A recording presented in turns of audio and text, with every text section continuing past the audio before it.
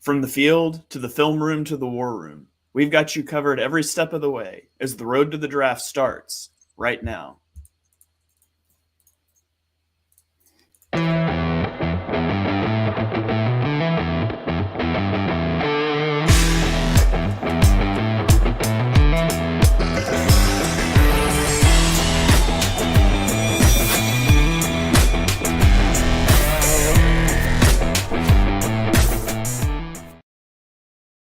Welcome to the chalkboard, my fellow football nerds, for episode number 49 of Chalk Talk, brought to you by the Painted Lines.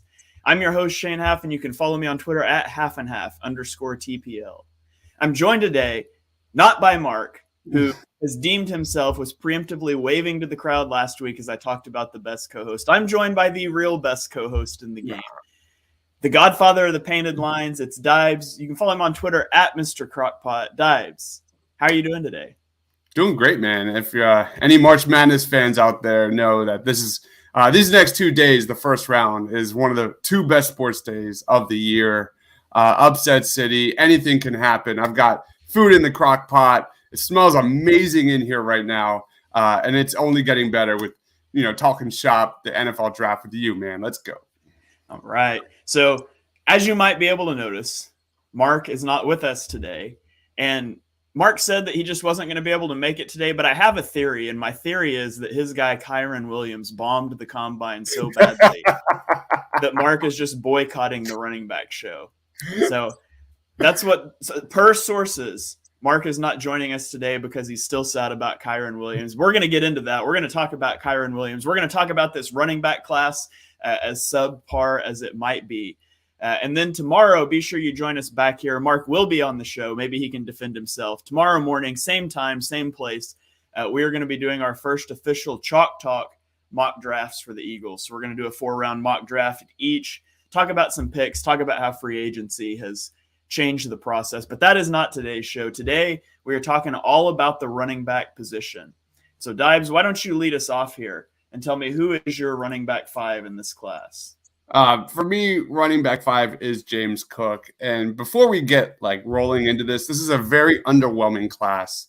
Top to bottom, 1 through 5. I'm not really high on any of these guys. I don't think anyone separates really that much from one or the other. It's really about what you prefer out of your running back class. As an Eagles fan, I don't know if I would take any of these guys between day 1 and day 2 of the draft. That being said, this class is really deep. When I did my top 10 rankings, this was easily, by far, the hardest class to rank because there's so many similarities. There's so many guys that are kind of in that same area. And I think that's going to ring true come draft day, especially starting day 2 area. You could see running backs go bang, bang, bang in this draft. But talking about James Cook out of Georgia, I've got around 3 for 4 grade on James Cook. I think this is one of the biggest winners of the combine. 4.42 40-yard dash. He really thrives in that passing game. He doesn't have great size, but he's a really good athlete. He's got really good acceleration. He's got that speed to get to the edge. He doesn't have a lot of strength, but really the nuts and bolts about James Cook is his ability, his versatility to get this guy on the outside, line him up like he is a wide receiver in passing situations. This is a potential mismatch nightmare for linebackers. He's also got not a lot of tread on the tires. He was running back by committee for Georgia. He's got outstanding feet, and he's got quick feet. So really getting the ball in his hands, this guy has home run hitting potential. He's a guy that can go 0 to 60 on a whim. He's not your classic back. You looked at his performance at Georgia. He never had more than 15 touches in a game. And I think that's going to ring true here at the next level. I think James Cook, not that that's a bad thing, but if you get this guy on day 3 and he's available, I'm running to the podium and going to get this guy because I think he's really good. I think he's one of the biggest sleepers in this draft. We've got a comment coming in here. I'm sorry, I have no idea how to say that name. So maybe tell me phonetically in the comments how to say that name because I have no idea. But it says James Cook is Tariq Cohen 2.0. And, that's a good comp. I see a lot of Tariq Cohen in James Cook, undersized guy that I'm going to talk about here in a little bit. But I think he is the best receiving threat out of the backfield in the class. And you might not be able to do a lot more with him than that early on in his career, but he's going to be a good, running back to a third down running back for some team if they can get lucky on him. Oh, no. I mean, I don't know how to say your name, not Tariq Cohen's name. I'm good with Tariq Cohen. He was a Madden god for years, and so I love Tariq Cohen. So James Cook at Dibes number 5. For my number 5, I'm going to go to a totally different type of back, and that is Tyler ALLGEIER out of BYU. He had 1,601 yards this season, 5.8 yards per carry, 23 touchdowns. He also had 28 receptions out of the backfield for 199 yards. He played both ways in high school. He was an outside linebacker on defense, a running back on offense. When you look at the combine, he didn't wow people. He ran a 4.640. He had a 7.03 raw athletic score, which if you're not familiar with that, you need to go follow MathBomb on Twitter. He's got a website where he calls it a raw athletic score. It takes all of the athletic testing and it reduces it down to one number on a 10-point scale with 10, and it adjusts over time. So 10 would be the best athlete that's ever measured at the position. So he's got a 7.03, which is pretty good. I'm going to reference those raw athletic scores a lot for the skill positions. He's got good vision. In college at BYU, he was mainly deployed on zone running concepts. He's not necessarily fast, but he's really good. He's kind of that one-cut runner. He stretches a play out towards the sideline, and then he can plant his foot and cut up field. So he's your typical one-cut back. This guy is physical. I mean, he runs through defenders. Now, there's times when he shouldn't do that. There's times when he needs to make some business decisions at the sideline and just step out of bounds. But he'll lower the shoulder as there's 3 guys pushing him out of bounds. He loves contact. And so you love that mentality.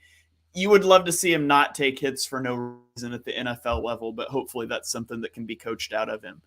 Surprisingly, he's better in the passing game than you would expect. You wouldn't expect this power runner that's not the fastest guy to be good in the passing game, but I would say he's passable out of the backfield. Dad joke, pun intended. He's not nuanced in his route running. He doesn't have soft hands. He's kind of a body catcher, but he was passable. Like I said, he had 28 receptions for 199 yards. This is not a guy that you want to be your main receiving threat out of the backfield, but you can leave him on the field in third and long situations. You don't necessarily have to pull him off. So Tyler ALLGEIER out of BYU, he's my running back 5. I've got like a round 3 grade on him. Yeah, I like him a lot. I had him number 9 in my rankings. Tape wise, like he really stood out. I would love that guy on day 3 for me. Definitely an interesting guy, a guy that I think does a lot of things really well. All right. So let's move on to our running back 4s. Dibes, who do you have here as your running back 4? Sorry, Mark. It is Kyren Williams out of Notre Dame for me. He ended his college career really on a high note, finished with 14 touchdowns over his last 8 games, 58 broken tackles on 204 carries, just like my number 3, which we'll get to. I think he's a strong pass protector. He's got really good shiftiness and quickness with the ball in his hands. Strong core, tough to bring down. But you nailed it at the beginning of the show here. The biggest thing to talk about Kyren Williams right now is the combine. He came into the combine, I think, as a day 2 guy. He ran a 4.65 40. He was 8th percentile in his class. 194 pounds. That's not good at all, man. And you look at kind of, the tape versus the combine. I think this is a great example of, do you watch the tape or do you take in consideration about the combine here? Because the guy on tape, he's extremely solid in the passing attack. He's dangerous in the screen game. I think he plays much bigger than his listed weight. So it's an interesting one. He could be potentially falling to that day 3 range. Sorry, Mark. Yeah, this is a guy that early on in the draft cycle, I mocked to the Eagles a few times in the 3rd round. I liked his tape, and then he came in and he bombed the combine. He ended up with a 1.75 raw athletic score, just really bad. And that was the question about him, was that speed. Did he have that speed, that agility? And he graded out very poor in all of those areas. So he could help himself with a strong pro day, although you always take pro day results with a little bit of a grain of salt. I think he went into the combine a day 2 pick and he emerged a day 3 pick. But the pro day could maybe boost him up. He is not going to be in my top 5, although if we had done this pre-combine, he probably would have been. My number 4 is going to be the guy that Dive just talked about. It's going to be James Cook. Out of Georgia, he doesn't have the heaviest usage, but he had 728 rushing yards on 6.4 yards per carry and 7 touchdowns this year. He also had 284 yards through the air, 27 receptions, and he had 4 touchdowns. He ran a 4.42 40 at the combine, which was an 8.7 on that 10-point raw athletic score scale. So he's a very athletic. He's explosive. He's going to serve primarily as a change of pace back and a receiving back. This is not your 1A back. This is your Kenny Gainwell type of running back, like the Eagles took last year. He's going to be good in 2-minute situations, hurry-up situations, third downs. That doesn't mean he can't run the ball. I mean, he had 6.4 yards per carry. He's got good vision. He's got excellent footwork, but he only has 218 carries in his 4-year career at Georgia. And he's dealt with injuries. He's had an ankle surgery. He's had a hand injury. And so there's some questions about durability. If he continued to get hurt despite such a small workload at Georgia, is this guy going to be able to stay healthy in the NFL? Now, I don't ding guys much for medical stuff in my evaluations because I don't have access to the medicals, but it's something that you can be sure that teams are looking at. He's a really smooth runner who I think plays faster than he is because he's just so efficient with his moves. There's no wasted motions, no hesitation as he's changing directions. Unlike some of the guys that I'm going to have ranked ahead of him, he has no ball security issues. He keeps the ball in tight inside his frame. Fumbling was never an issue with him. He runs great routes out of the backfield. And Georgia would even split him out wide. They'd put him in the slot. And it's not just like your typical running back catches the screen or catches the check down into the flat. Like they would throw wheel routes to him down the sideline, and he tracks the ball really well over his shoulder, better than some Eagles receivers who will remain nameless. And most importantly, and this is the thing that a lot of passing backs, third down backs come into the NFL and they're not good at. Cook is a really good pass blocker. And so you can put him in on 3rd and long. You can trust him to pick up a blitzer. He's my running back 4. I think he's a day 3 guy, early day 3. Maybe some team that's got a strong running back 1 but lacks that receiving threat will spring for him in the late 3rd round. I wouldn't hate it, but I think he's an early day 3 guy. Love it. Yeah, I hope the Eagles, even though they have Kenny Gainwell, I like him a lot. I like James Cook. Yeah, for sure. All right, Dives, kick us off here with your running back 3. Who do you have? Dameon Pierce, man. I love Dameon Pierce. One of the true winners of the Senior Bowl. Not so much the game, but during the practices, he really, really stood out and wowed scouts with his excellent burst. He's got really good power. This is a running back who can hit open lanes, hit the jets on a whim, go 0 to 100 real fast, which is really fun when you consider he's 215 pounds at the combine. On top of that, he's one of the best when it comes to pass protection. He's a physical runner. He's got really good vision and balance. He definitely has, I think, true 3-down potential at the next level. He ran a 4.59 40-yard dash at the combine, 21 reps on the bench press. If you're looking for a hard-nosed, runner, hard-nosed kind of attitude, dude, for the locker room, I think this is your guy. I think he's going to be best utilized in those short yardage situations. I think he's a ferocious pass blocker. And he's got enough burst to go north to south if he finds an open hole, and bang, he goes through it. I think he was wildly underutilized in college. I think this is one of the biggest sleepers in the draft. I've got a day 2 grade on Dameon Pierce. Love this guy. All right. I do not have Dameon Pierce in my top 5, but I do like especially his pat. He's the guy that just blasted the linebacker at the Senior Bowl drills, right?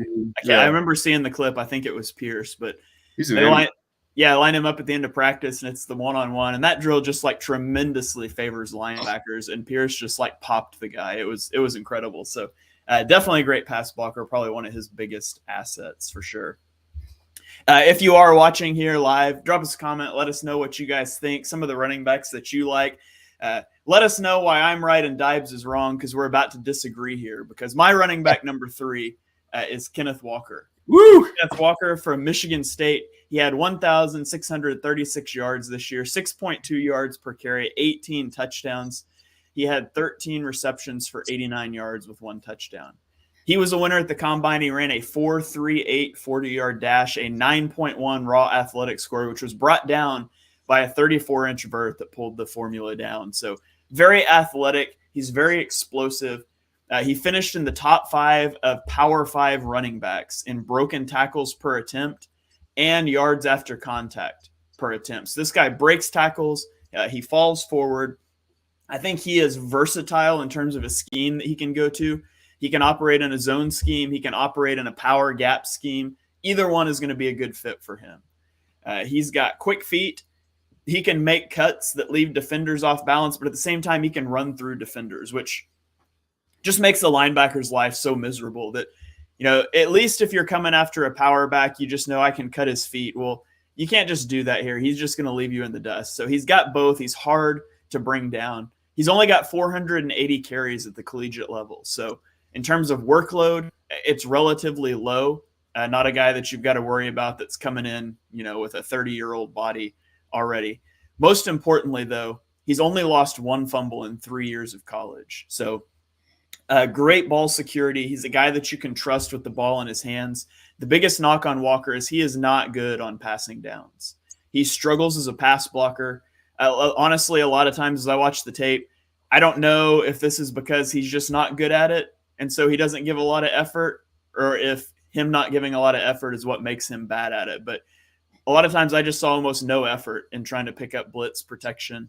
And aside, along with that, he's got almost no experience catching passes. He's got 19 receptions in 3 years at Michigan State. So the reason I have him lower, as good as everything sounds, is I think he is purely a 2-down back. I don't think you can have this guy on the field on 3rd downs early in his career. And for a guy that you can't have on the field for all 3 downs, I just can't put him that highly. I have a late 2nd, early 3rd round grade on Kenneth Walker. Not much that I can disagree with at all, man. All right. So if the evaluation is the same, the evaluation might be a little bit different, but we'll get into that here in a minute when you talk about him. Dives, who is your running back number 2?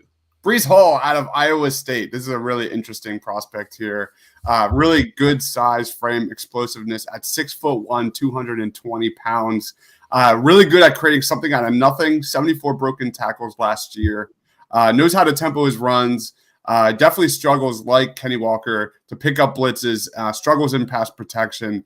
But I think he's got some potential there in the passing game. He's got really good catch radius. He's got ability to make guys miss once he gets into open space. And you look at his 4.39 40-yard dash, his broad jump, his vertical jump, just a terrific athlete, very explosive.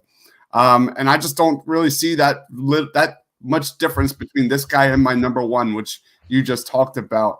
And I don't know if you want to see that as a positive or negative about this running group class. I would not be shocked at all to see Breece Hall taken as the first running back over Kenny Walker, because I think it's just kind of pick your poison type of thing with these 2 guys. Both are very good athletes. Both are very good runners, but have kind of the similar difficulties here. But for me, Breece Hall is my number 2. I think he's in that day 2 range. I think probably 2nd or 3rd round makes a lot of sense. All right. We've got a comment coming in from YouTube asking, wasn't Kenny Walker used in the passing game more at Wake Forest? In his 2 years at Wake Forest, he only had 6 receptions for under 50 yards. So he actually saw an uptick at Michigan State, but it was still low. So only 19 total receptions across those 3 years. Something to keep an eye on there. My running back 2 is going to be Isaiah Spiller out of Texas A&M. Spiller had 1,011 yards at 5.6 yards per carry this season for 6 touchdowns. He had 25 receptions for 189 yards and 1 touchdown. He did not run at the combine. He did jump, and he jumped really poorly. Reports came out later he was nursing an injury. He realized during the jumps he wasn't going to be able to run well, so he just didn't. So we'll see what happens at his pro day. If his pro day times are bad, that could send him down. I would probably drop him, I don't know, maybe down to 4 or 5 if he does not run well, but we'll see. On the tape, he has good vision. He's got patience behind the line of scrimmage, and he sees his cutback lanes really well. he loves to stream plays out and then cut it back to the backside. And so for that reason, I think he's going to be a good fit for a zone running scheme. This is not a guy that you want in a power or a gap scheme. He runs with power through contact. He loves contact, and he loves, he falls forward, he knocks guys backwards. He lacks the top end speed to break off those home run plays. You're not going to see him ripping off a lot of 70 or 80-yard runs, but he does have good explosiveness in small areas. And so I'm going to use the draft jargon here that, you hear people say, but he is quicker than fast. He can accelerate, he can change directions, but he's not going to kick it into that next gear to just leave guys in the dust.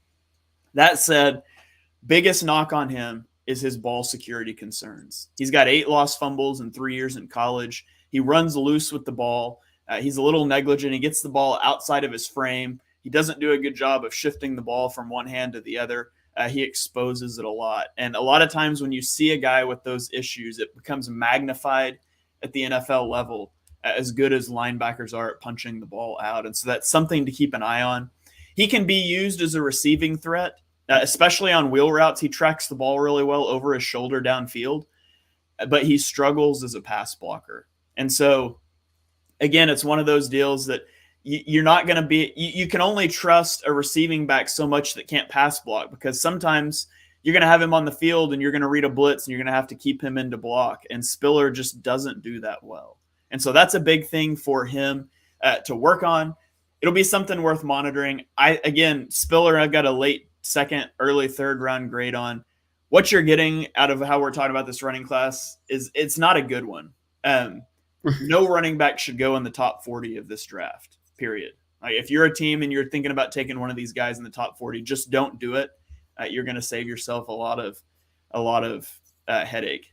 So here we've got a couple comments. Rufus says, man, as an Eagles fan, I really want Spiller. Every time I look at him, he reminds me of Deuce Staley. Yeah, I think several of these guys could make good sense for the Eagles in that third round range. Yeah. And tune into our mock draft show tomorrow. You might see guys fly off the board for us. We got another comment that says, I noticed film guys are higher on Spiller than the analytical bros due to his running style, which is more exciting than the numbers show. Yeah. It's a little different, and that's why you got to go to the tape too. You got to see both sides of the picture there. It's kind of like the whole 3D thing. You got to see it with both eyes, both angles to get the full picture. But so Isaiah Spiller is my running back too. Dives, he's not in your top 5. What's your thought on Spiller? So coming into the draft process, I had 2 guys that I was coming in really high on that definitely I was lower on after I kind of did my rankings, and Isaiah Spiller was one of those guys. I had him number 10 in my rankings. I don't know what he's really good at is really what it comes down to. He just does the tape is okay. I like Kyren Williams' tape a lot more, but I expect, like, I saw Isaiah Spiller as like a top 3 running back in this class, came out very low, and I'm going to give an honorable mention to my other guy who I think has, really good potential. But like you said, man, I just don't see 3-down potential at all with any of these guys, which is not a problem. Like, if you're an Eagles fan and you're looking for a 3rd down, short yardage guy, there's, that kind of guy, I think there's a lot of options here for the Eagles in this draft, but not a day 2 guy for me. Not at all for Isaiah Spiller. All right. So, Dives, bring it home here. Who is your running back 1? We've already mentioned him, but talk to me about your guy, Kenneth Walker. Kenny, yeah, he's a tough runner, makes guys miss. 89 broken tackles last year. He had 20 broken tackles in one game against Miami in one game alone, which is absolutely absurd. He had a 4.38 40-yard dash, solid measurements. I thought no one really in this running back class stood out among anyone else at the combine, which I think for Kenny Walker is a good thing, because that kind of just solidified him as RB1 for me. I see him as a day 2 prospect right now, although if I'm an Eagles fan, I would not do it. I see this draft, this class is very deep at the back ends, not necessarily at the top end.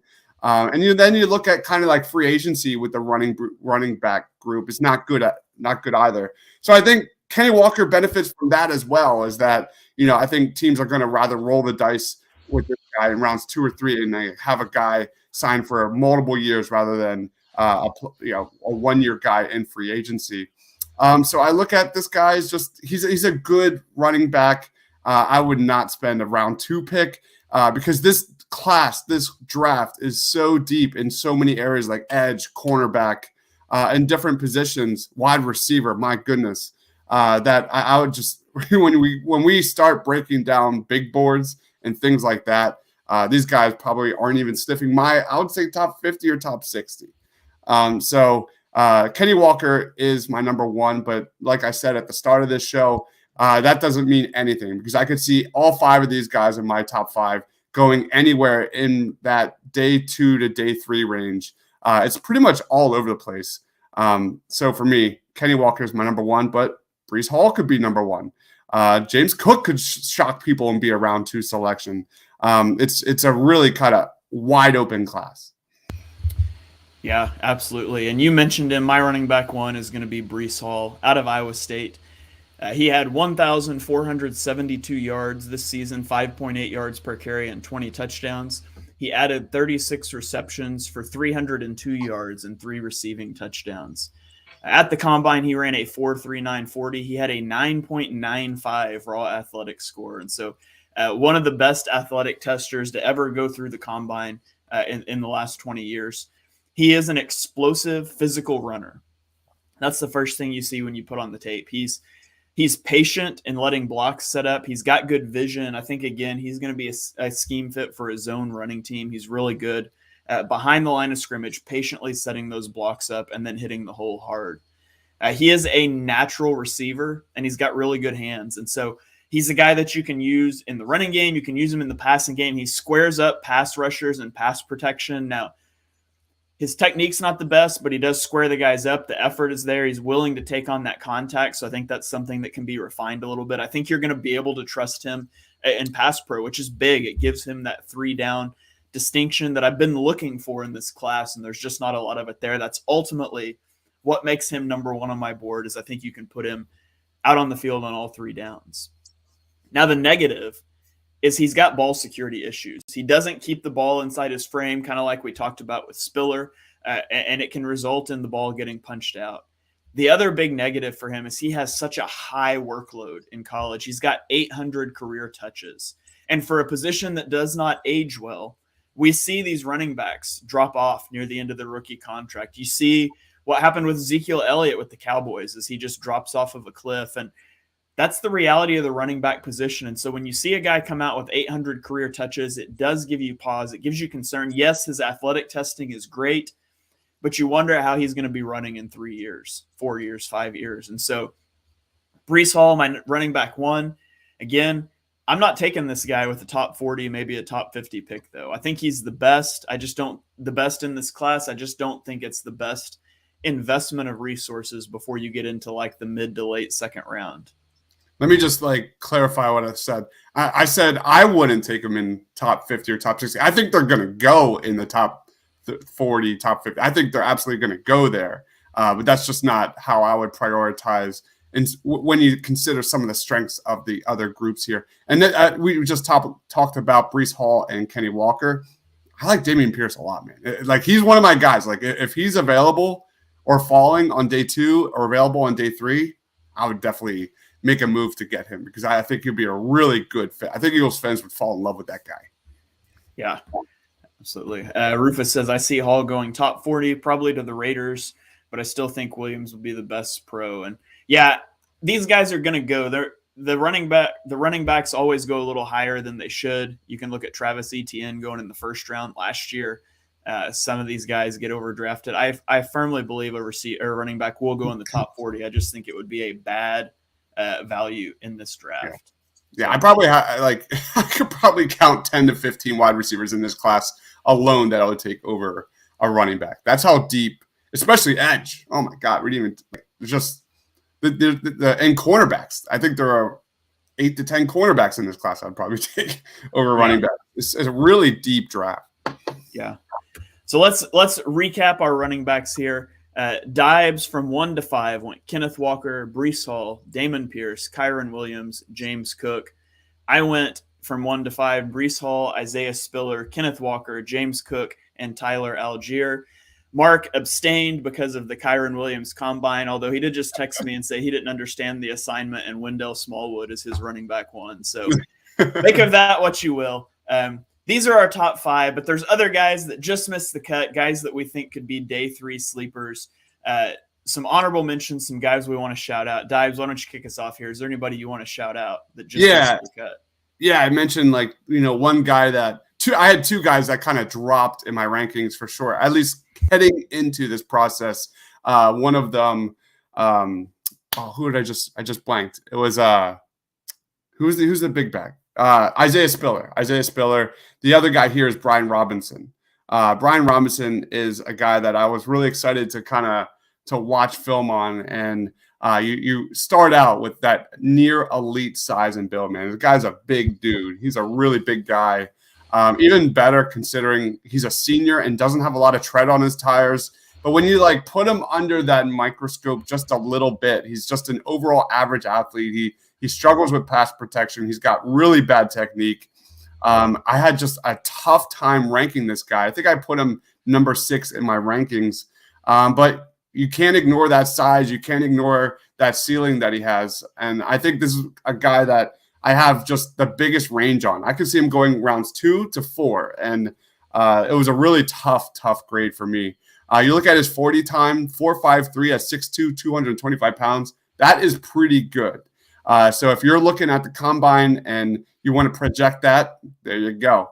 But he's kind of your classic road grader. If he's available on day 3, I would take him if I'm the Eagles.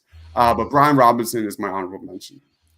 All right, I've got a couple of guys that I want to shout out. Guys that were elite testers at the combine. I think they could go, anywhere on day 3. And once you get to day 3, it's just about what you like. Some teams might view a guy as a 7th rounder. You might take him in the 4th. It's just about scheme fit at that point. So these guys could go anywhere on day 3. The first guy is Devontae Price from Florida International. He had 682 yards, 5.3 yards per carry, 6 touchdowns this season. He also had 10 receptions for 83 yards. He ran a 4.38 40 at the combine, turned in a 9.73 raw athletic score. This guy has the top end speed to hit home runs. Now, you didn't get to see that a lot at Florida International because it's Florida International. And so he didn't necessarily get showcased there, but I think he could be a good value late in the draft. He is very effective at gaining yards after contact, especially for a guy that is so fast. You wouldn't expect that, but he does run with power. One of the biggest knocks on him is he's very guilty of trying to bounce too many runs outside. He knows he's fast. He knows he's one of the fastest guys on the field. And so he wants to race everybody to the edge. And sometimes that turns what should be a 4-yard gain into a 2-yard loss. And so that's something he's going to have to work on, that vision and that patience. He is a very good pass blocker. There are questions about his receiving ability, though. He's only got 45 career catches, and drops sort of became an issue this season. They hadn't been in the past, but they were this year. And so you can use him to block. I'm not sure how good he's going to be as a receiver. Maybe he can turn that around. But Devontae Price out of Florida International is a name that you're going to hear on day 3. He's got a home run threat, home run threat speed for some team. Before I get to my other, we've got Rufus chiming in the comments, says Tyler Beatty might be the biggest sleeper. He just plays football, not great at anything, but still good at a lot. The typical jack of all trades, master of none. You need those guys that you can trust in your backfield. The other guy that I want to mention here is James Cook's teammate from Georgia, Zamir White. Yes. Zamir White had 586 yards, 5.4 yards per carry, 11 touchdowns this season. He also had 9 receptions for 75 yards. He ran a 4.4 40 at the combine, turned in a 9.82 raw athletic score. This guy's a former 5-star recruit, but he's got an ACL tear in each knee during his collegiate career at Georgia. And so you got to worry about that. You worry about the durability, but this is a guy who is an elite athletic tester even after those ACL tears. The athleticism is still there. It's just if he can stay healthy. He is a powerful back who loves to run between the tackles and fall forward. He's got good burst. He's got good change of direction ability for a power runner, and he's got good ball security. Now, when it comes to his passing skills, I'm not going to say he's bad because he was taken off of the field for Cook in those situations. And I said Cook was the best receiving back in this class. And so, maybe the second best receiving back in this class, and he was just on the same team with the best one. Now, I don't think that's true. I think he has an average at best projection there, but it's not fair to say he's bad in those situations because he just wasn't really exposed to it a lot. I do think if you could combine like White and Cook into one player, it would easily be the running back one in this class. Sadly, you can't do that, but that's kind of how you're going to want to use these guys at the next level. You want White to be that first and second down guy. You want Cook to be the third down guy. I think Georgia had that figured out right. And so if you've got the receiving back, if you've got the Kenny Gainwell and you're looking for the power back, Eagles, Zamir White might be your guy sometime on day 3. Love it. Yeah, real high on him. I think I had him number 7, right behind Brian Robinson. All right. Cool deal. So that is our running back rankings. Dives, before we get out of here today, do you got any final thoughts for us?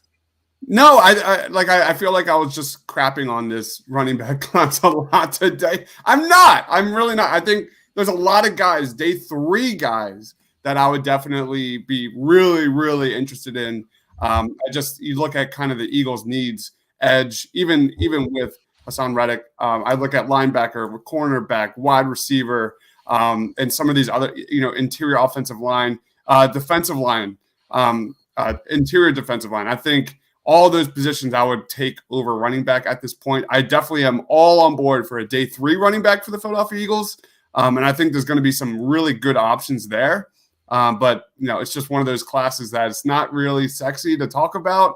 But when we're, on the Saturday, when it starts at noon, when the real meat and potatoes of the draft, that'll be definitely a lot of fun to talk about. Yeah, for one, I don't value running back super highly to begin with. I'm on the record saying no team should take a running back in the top 20 ever. Like if you're going to take a running back in the first round, it needs to be the final piece for you to go win the Super Bowl. I killed the Jags for taking ETN last year. I hated on the Steelers for taking Najee Harris in the first round. It's just bad value. I'm thrilled that 2 of the Eagles' biggest rivals have both selected a running back in the top 5 of the last 5 or 6 drafts. But I do think that you should be taking a running back on day 2 or 3 about every other draft because I'm not going to pay the guys. And so I want to continue a cycle there. I loved the Gainwell pick last year. It was my favorite pick of the draft. I'd love to see the Eagles add a guy on day 3 this year. And I think there's some good options. So because I'm not going to pay Miles Sanders, so I want to continue to cycle guys through here just so there's a continual rotation. Yeah. So I guess that's my final thought is that running backs aren't that big a deal, but we're going to talk about them because we talk about everything except maybe the kickers and punters, although Mark was pretty adamant we need a specialist show before the draft. So we'll see if we get there. But we are going to break down every position for this draft. We're coming at you once a week. So tune in next week when we're going to break down a currently undetermined position. Also, be sure you tune in tomorrow, 10 a.m. Eastern time, 9 Central if you're in my time zone. We're going to be doing a 4-round mock draft. Dibes is going to be there. Mark is going to be there. Is Rob going to be there? I haven't heard from him. He's leaving for a bachelor party on Friday. So I'll reach out to him and like right after this to see what his status is. But I know he wants to join. Okay. The voice of the people, Rob, might be here. He's tentative. He's big timing us. We can't get a confirmation from him, but we'll see if we can get him in here. We're going to do a 4-round mock draft. We're each going to do one. You guys can play along in the comments. Let us know, and we'll show the board. We'll share the screen. You can tell us who you would pick, and we'll throw them all up on Twitter afterwards to talk about. So it'll be a lot of fun. Our first official Chalk Talk mock draft of the season, of which there will be many more. So thank you, as always, for joining us for episode number 49 of Chalk Talk. If you enjoy what you heard on the show, and we know that you do, be sure you @ Mark Henry Jr. on Twitter and let him know that you enjoyed the show without him. No, don't do that. But do be sure you smash that subscribe button so you don't miss the next episode. Drop us a 5-star review on Apple Podcasts. Those really help us out. You can follow me on Twitter @ @halfandhalf_TPL. You can follow Dibes @ Mr. Crockpod. And so from me, from Dibes, from the Painted Lines, we'll see you guys next time.